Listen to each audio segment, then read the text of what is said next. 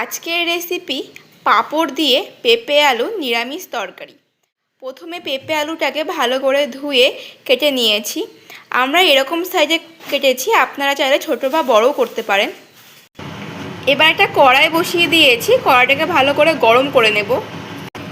কড়াই গরম হয়ে গেছে, দিয়ে দিচ্ছি এর মধ্যে সাদা তেল। তেলটা গরম হয়ে গেছে, এবার এর মধ্যে দিয়ে দেব পাঁপড়। পাঁপড়টাকে ভালো করে ভেজে নেব।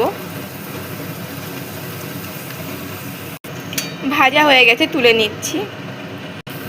বাকিগুলো ভেজে নেব এরকম করেই। পাঁপড়গুলো ভাজা হয়ে গেছে, ওই তেলের মধ্যে দিয়ে দিচ্ছি গোটা জিরে, শুকনো লঙ্কা, দিয়ে দিলাম গোটা গরম মশলা। এগুলোকে হালকা করে ভেজে নেব। খুব সুন্দর একটা সেন্ট বেরিয়েছে। এবার এর মধ্যে দিয়ে দিচ্ছি কেটে রাখা আলুগুলোকে ভেজে নেব। এবার দিয়ে দিচ্ছি পেঁপেগুলোকে, একসাথে ভেজে নেব।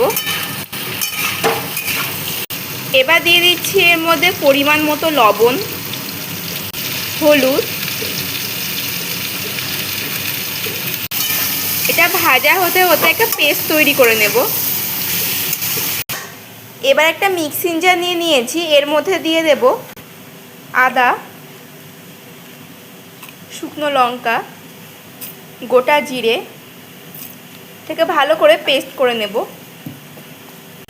আর দেব এর মধ্যে ধনে। এবার একসাথে পেস্ট করে নিচ্ছি।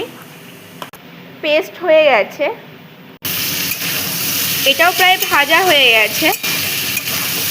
দিয়ে দেব এর মধ্যে এবার পেস্টটা। ভালো করে মিশিয়ে নেব।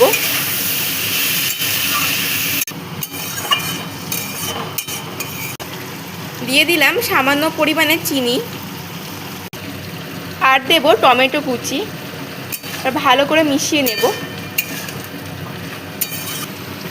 এবার দিয়ে দিচ্ছি এর মধ্যে কাসুরি মেথি। আমরা এর মধ্যে আর লঙ্কার গুঁড়ো, জিরের গুঁড়ো এগুলো কিছু দেব না, আপনারা চাইলে দিতে পারেন। মিশিয়ে নিচ্ছি।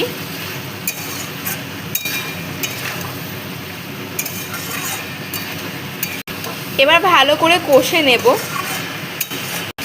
কষা হয়ে গেছে, এবার দিয়ে দেবো এর মধ্যে পরিমাণ মতো জল। মিশিয়ে নিচ্ছি। এবার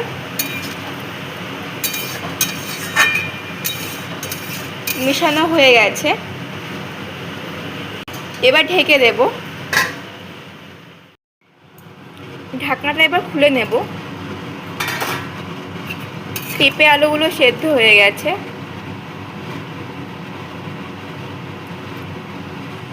এবার এর ওপরে দিয়ে দেব পাঁপড়গুলো আমরা ভেঙে নিয়েছি আগেই। এবার দিয়ে দিচ্ছি, মিশিয়ে নেব।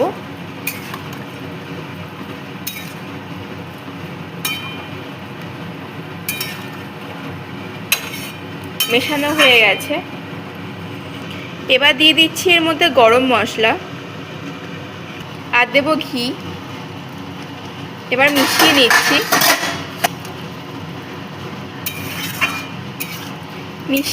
এবার মেশানো হয়ে গেছে, এটা রেডি হয়ে গেছে। এবার নামিয়ে নেব। এবার তুলে নিচ্ছি। আজকের রেসিপিটি রেডি হয়ে গেছে। আপনারা তো অনেক ধরনেরই পেঁপে আলুর রেসিপি খেয়েছেন, এরকমভাবে একবার পাঁপড় দিয়ে অবশ্যই তৈরি করে খেয়ে দেখবেন। আশা করি ভালো লাগবে। আর ভালো লাগলে একটা লাইক, কমেন্ট, শেয়ার আর সাবস্ক্রাইব করে দেবেন।